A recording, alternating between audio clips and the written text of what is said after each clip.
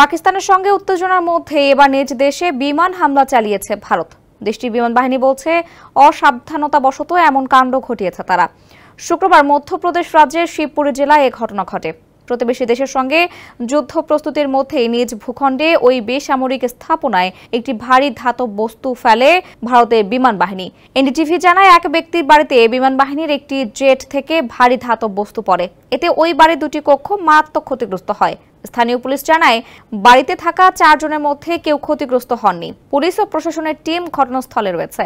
ওই ঘটনার পর তড়িঘড়ি করে সামাজিক যোগাযোগ মাধ্যম এক্সে এক পোস্ট দেয় ভারতীয় বিমান বাহিনী। এতে তারা জানায়, বিমান থেকে একটি অবিস্ফোরক এরিয়াল স্টোরের অসাবধানতাবশত ড্রপের কারণে এমনটি হয়েছে।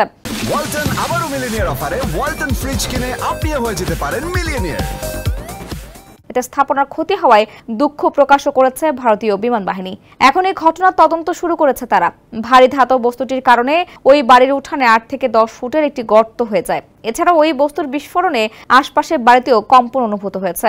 এখন ঘটনাস্থলে পৌঁছে ওই এলাকা ঘেরাও করে রেখেছে পুলিশ।